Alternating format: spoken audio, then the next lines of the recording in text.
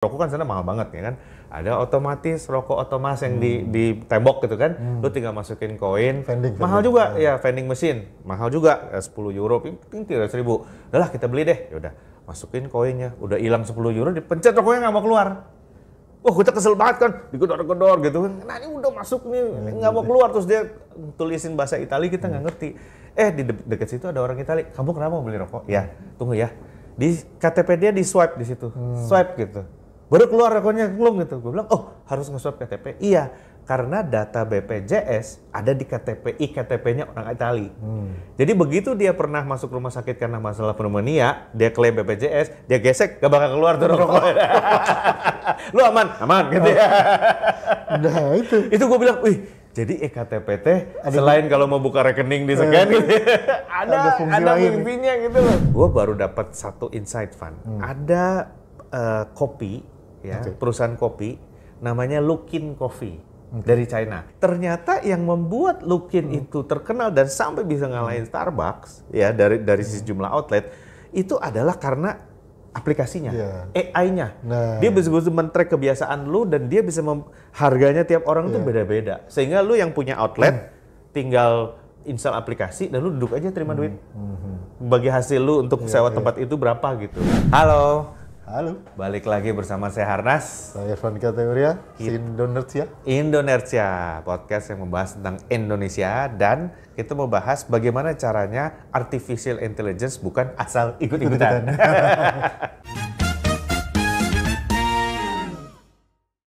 Kalau menurut gue ya Van ya, kadang-kadang memang kalau kita bicara Indonesia itu kan selalu luas ya.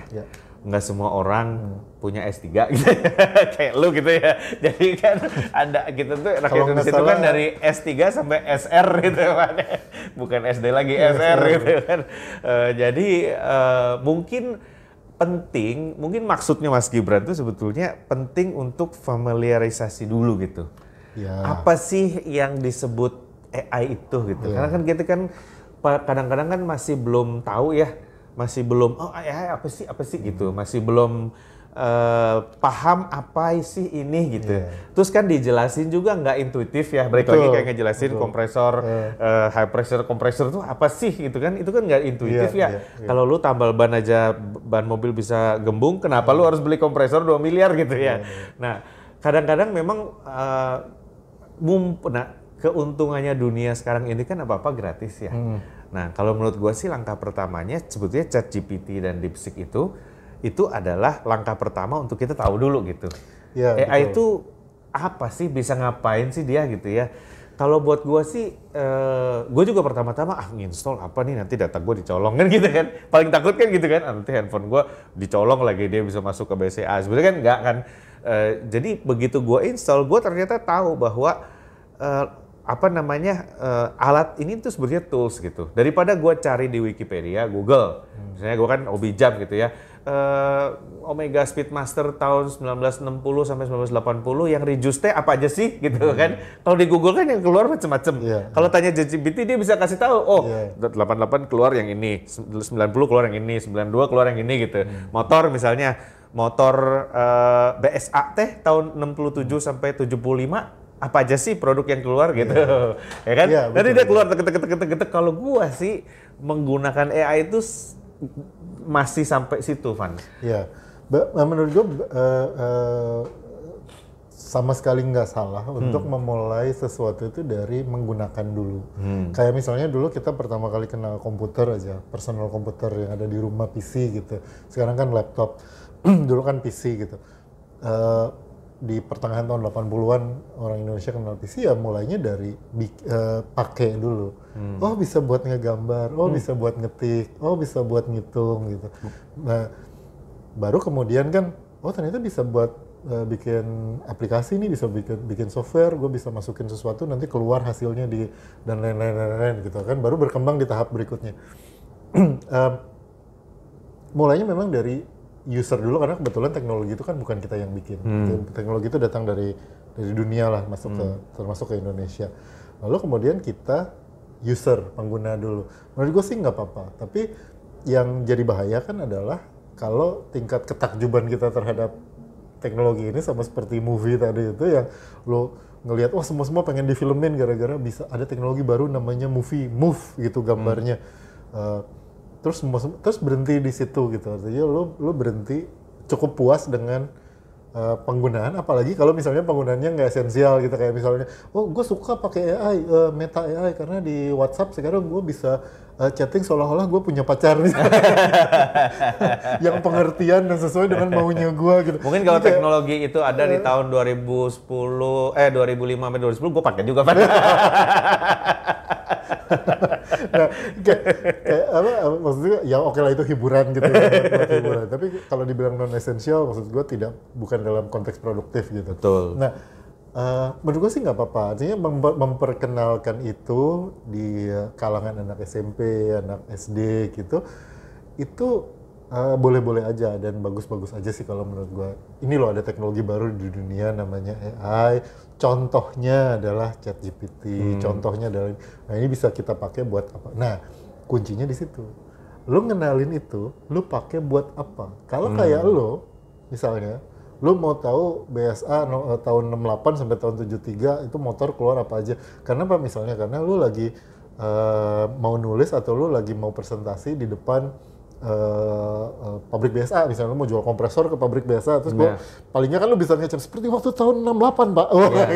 Lu ada bahan gitu. Nah, yang kemudian jadi salah kan adalah kemudian lu dapat tugas dari guru lu, tugas itu lu masukin AI, masukin ChatGPT, keluar jawabannya, bikin esai 3 paragraf tentang mengapa para pemuda menculik Soekarno ke Rengas Dengklok sebelum kemerdekaan. Itu lu masukin ChatGPT, keluar, abis itu lu kumpulin. Iya, kan itu yang nggak boleh. Nggak ngapa-ngapain gitu. Lu baca tapi, enggak, ini enggak gitu. Kalau menurut gue itu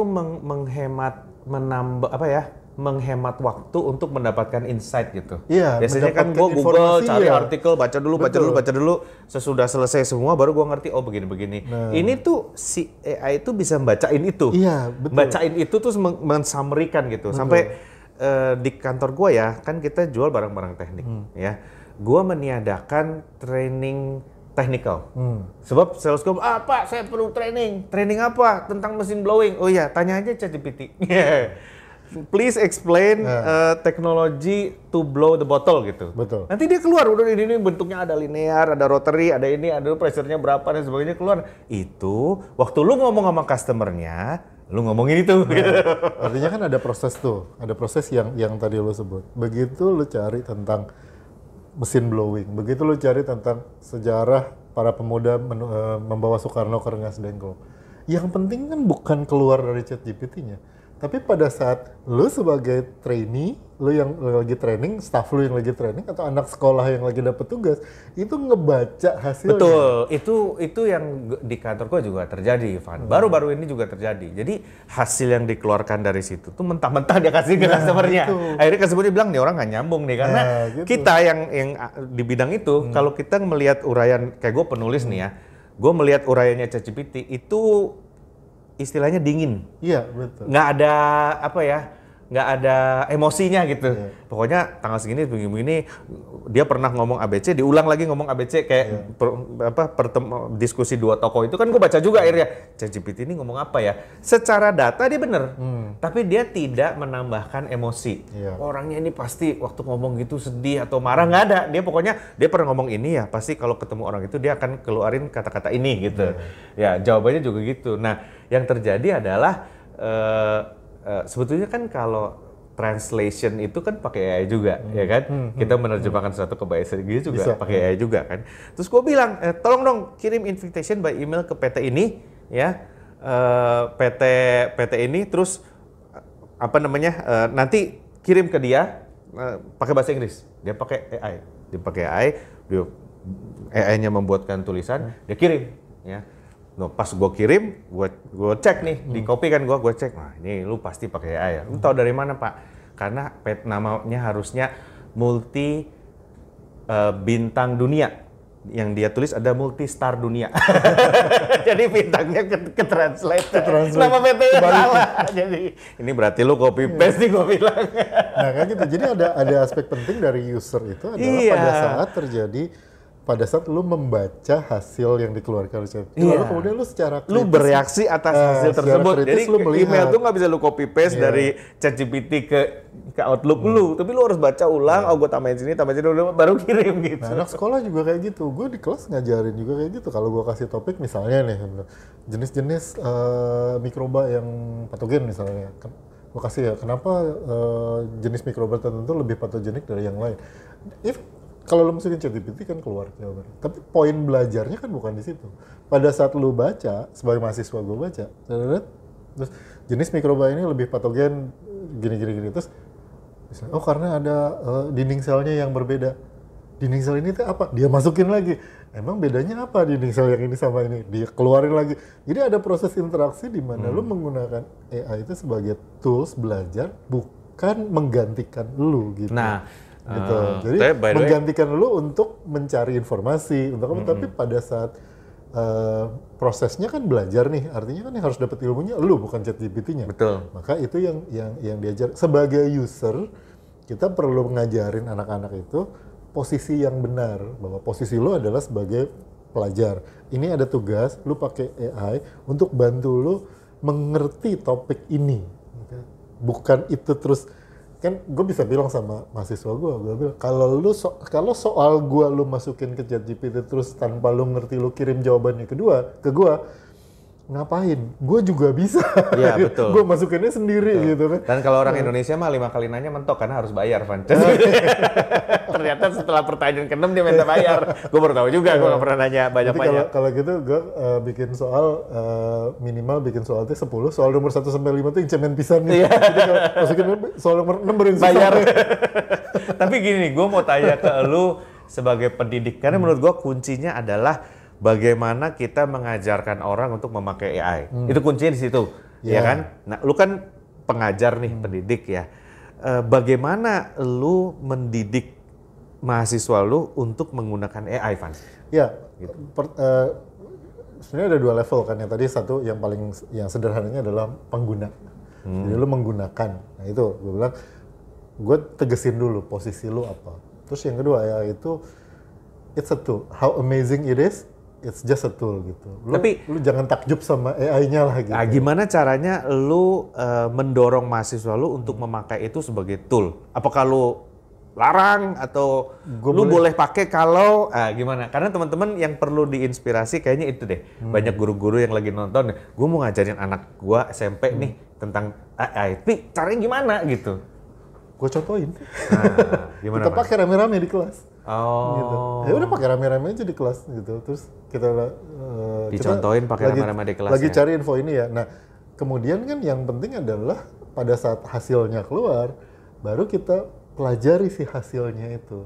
Ya kayak tadi misalnya, oh ini dinding selnya begini kata ChatGPT. Pak kata ChatGPT gini gitu. Coba mana ada nggak? Kita coba cari suruh dia cari literatur, link yang bisa diklik untuk literaturnya. Habis gitu baca itu bener nggak? Menurut kamu gimana gitu. Jadi ada interaksi benar-benar bahwa pada akhirnya dari diskusi itu si AI ini, si ChatGPT ini ya akan tergeser sebagai tools aja gitu. Tapi harus dipakai sama-sama. Itu enggak, itu mulainya gitu. Tapi mulainya contohin aja. Kunci sih Van itu. Menurut gue sih itu kunci sih. Si guru ini bukan menyuruh muridnya pakai ChatGPT, tapi sama-sama memakai ChatGPT. Cobain aja dulu. Iya. Sehingga muridnya tuh paham, oh gue pakai ChatGPT tuh kalau begini gitu dan kan. Begini cara pakainya. Iya, betul. Gitu. Jadi ya udah kita pakai rame-rame, baru kemudian di beberapa kuis misalnya gue menulis this is to train your understanding, do not use AI support gitu. Jadi gue bilang pas mau kuis gitu, gue bilang ini buat ngukur kalian sendiri ya udah paham atau belum. Jadi jangan pakai support, jangan pakai ChatGPT, jangan pakai macam-macam. Lu kerjain sendiri seinget lu, sebahasa yang lu bisa.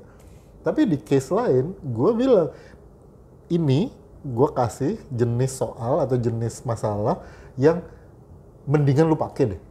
Mendingan lu pakai AI deh. Kayak misalnya kalau gue udah topiknya kayak tadi kan, lu perlu informasi banyak dari berbagai sumber. Gitu kayak ya contoh sederhana yang tadi gue bilang kan, kenapa mikroba yang ini begini yang gitu. Kan lu mesti cari jurnal ini segala macam banyak. Lu mendingan pakai deh. Tapi kemudian lu mesti kasih tahu gua waktu lu ngumpulin soal jawabannya, lu kasih gua jadi ada satu section tambahan di bawah. Ya. Pertanyaan, kan gua bikin di Google Form ya. Ada pertanyaan. Do you use AI support dalam kurung ChatGPT dan sebagainya to answer the problems? Kalau yes, keluar. Explain how you use them. Terus nanti dia bilang, I use ChatGPT to summarize jurnal ABCD gitu.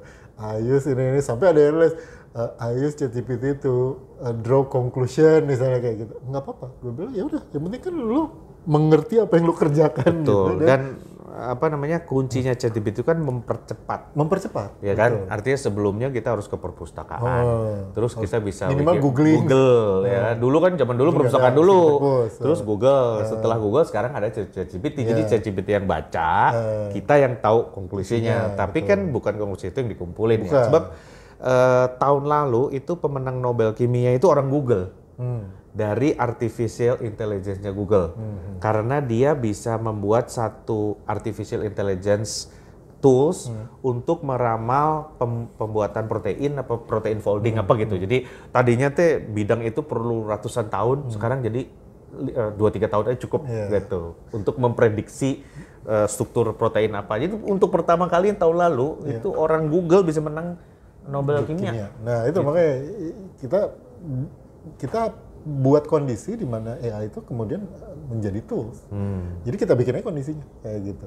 Mungkin di sekolah-sekolah sebenarnya ya kayak gitu. Jadi coba kalian gunakan ini untuk ini, habis itu kita bahas rame-rame di kelas gitu. Mungkin kalau kelasnya agak gede agak lebih susah ya daripada kelas gua kan relatif kecil. Tapi fungsi utamanya adalah itu, oke, ajarkan mereka sebagai user bagaimana cara makainya, dan yang lebih penting adalah bagaimana konteks memakainya. Jadi bukan cuma cara makai ya prompting itu, tapi kalau udah dapat hasilnya, terus si hasil itu lo apain? Jangan langsung lo kumpulin gitu. Dan dari tahap pekerjaan lo, yang mana yang bisa ditunjang AI supaya hasilnya akhirnya lebih bagus gitu ya? Ya gitu. Nah itu pilihan pertama dari user. Nah, tahap keduanya menurut gue adalah mengerti AI-nya. Nah, menurut gue karena AI itu sangat kalau gue lihat secara teknologi itu dia terbawa secara natural di hampir semua mata pelajaran gitu. Jadi yang harus diperkuat di tingkat SD, SMP, SMA selain tahu cara pakainya, kita bisa mulai siapin dasar-dasarnya gitu. Jadi mereka nanti di kemudian hari bisa ikut mengembangkan. Yang paling penting tuh mathematics, sekali lagi bukan buat nyelesain persamaannya, tapi kayak gini, kalau lu guru matematik, lalu lu masih inget nggak dulu waktu SD kita kalau ngerjain matematika ada diketahui, ditanya, jawab, jadi. Nah itu kan sebenarnya udah pola berpikir ilmiah, bahwa diketahuinya apa, ditanyanya apa, dikerjakan, jadi kesimpulannya jawabannya ini. Logik berpikir itu dikuatin di SD SMP. Karena itu nanti dasarnya kalau lu mau bikinnya kan data ini diketahuinya apa, lalu kemudian yang diperlukan apa, diproses dengan data itu menghasilkan sebuah kesimpulan gitu. Jadi algoritma dasar lah gitu ya, atau pola berpikir ilmiah itu dikuatin gitu. Itu yang dimasukin. Jadi kalau bilang kurikulum AI masuk ke SD, SMP, SMA, using lah. Kalau using dia nggak perlu jadi pelajaran sendiri. Lu masukin di pelajaran IPS, sekarang IPAS namanya apa-apalah, IPA, ilmu pengetahuan alam dan sosial, matematika, agama bahkan gitu, PPKN dan banyak bisa dimasukin di semua pelajaran. Nggak perlu kurikulum khusus, mata pelajaran khusus. Tapi perkuatan di matematika misalnya atau di IPAS gitu ya, yang berkaitan dengan logika berpikir, itu kan kita lemah di Indonesia. Betul. Literasi bahasa. Betul. Lu kalau mau bikin AI, lu men-summarize, kenapa Google ChatGPT bisa men-summarize jurnal ABCD, karena kan dia baca sebenarnya lalu mengambil konteks dari situ, kata-kata kuncinya apa, sehingga dia bisa menerjemahkan sebuah summary ke lu, memberikan sebuah summary ke lu. Literasi bahasa anak-anak SD, SMP, SMA mesti dikuatin. Gimana cara mereka, begitu mereka baca paragraf, mana bagian pentingnya, mana bagian pembuka, siapa karakter utama dari paragraf itu dikuatin. Kalau itunya kuat, belajar AI-nya nanti gampang gitu. Karena kalau enggak, lu dapet hasil AI, lu user aja, pakai keluar, habis gitu, ya udah ini langsung kumpulin aja. Lu baca nggak? Enggak, gua nggak ngerti. Gitu. Nah kan yang kayak gitu kan akhirnya ya kita ya AI-nya jadi asal ikut-ikutan aja gitu. Dan menurut gua yang Mas Gibran bilang itu yang orang yang nggak pakai AI akan dikalahkan oleh orang yang pakai gitu. Ya tapi yang benar makainya gitu. Karena kalau lu makainya asal-asal ikut-ikutan, ya lu tidak lebih baik dari yang tidak pakai gitu. Bahkan mungkin lebih parah karena kalau lu nggak pakai AI misalnya lu summarize satu buku, lu nggak pakai AI, apa yang akan lu lakukan? Lu baca sampai kelar, sampai ngerti, lu bikin summary. Lu bisa baca, lu mengerti, lu bisa nulis. Lu pakai AI tapi berantakan, summarize buku ini, bukunya dia masukin ke ChatGPT, keluar summary-nya dikumpulin. Lu baca nggak? Enggak. Lu baca summary-nya nggak? Enggak. Lu ngerti nggak isi buku itu apa? Enggak. Ya lu tidak lebih baik dari yang tidak pakai. Betul. Tapi kalau lu bilang, gue baca summary-nya, terus ada beberapa bagian yang nggak ngerti, gue minta dia lebih jelasin lagi. Terus gue poles gini. Lu ngerti nggak isi tulisan dari buku itu? Ngerti. Dan lu mengerjakan itu dalam waktu 1 jam. Sementara yang bacanya doang 3 hari. Iya, betul. Nah itu yang menggunakan lebih baik daripada yang tidak atau akan dikalahkan oleh yang pakai. Tapi kalau lu makainya ugal-ugalan, asal ikut-ikutan, wah lu lebih parah daripada yang nggak pakai gitu. Mendingan jangan pakai gitu. Contohnya karena yang lu nggak kuat.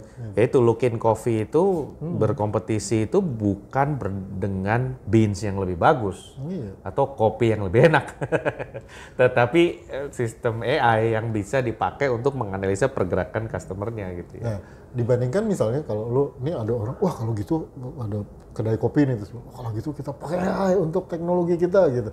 Tapi lu pakainya ugal-ugalan gitu. Lu invest gede, lu data customer lu ambil apa segala macam, terus bocor datanya ke sana ke sini. Jualan lu nggak seberapa dibandingin sama warung kopi sebelah yang satu barista tapi warm, hangat, suka ngobrol orangnya, terus orang datang lagi. Ya, yang pakai AI belum tentu lebih baik dari pakai yang daripada yang enggak. Kalau lu makainya ugal-ugalan gitu, lu makainya asal-asalan gitu. Betul. Nah, apalagi kalau memang kemudian kayak Luckin gitu, dia mengembangkan sendiri. Artinya kan lu punya perusahaan kopi di mana divisi IT lu mungkin lebih gede daripada dia mungkin nggak punya perusahaan kopi, kopinya dia tinggal beli aja. Divisi IT dan AI lu lebih gede daripada jumlah engineer lu lebih banyak daripada jumlah barista lu. Gitu. Nah, untuk bisa sampai ke level perusahaan yang kayak gitu, kan lu mesti bisa ikut mengembangkan AI, bukan cuma menggunakan. Nah, yang serunya di AI ini adalah lu bisa ikut mengembangkan AI, ikut membuat AI, menggunakan AI. Itu serunya. Jadi lu belajarnya dari user dulu. Dari menggunakan, terus kemudian ya contoh ya kalau lu mau ke salah satu AI misalnya apa ChatGPT, lu bilang tulisin coding untuk data analisis ini sehingga lu dapat sebuah AI sederhana lah gitu untuk mengambil keputusan. Bisa, artinya kan lu bikin AI pakai AI. Nah yang kayak gitu-gitu kan harus diajarin. Menurut gue itu yang masuk ke kurikulum. Mungkin tidak semua anak akan tertarik dengan itu, tidak semua anak akan masuk ke arena itu. Sebagian besar akan stay sebagai user, tapi user yang benar gitu. Iya, betul.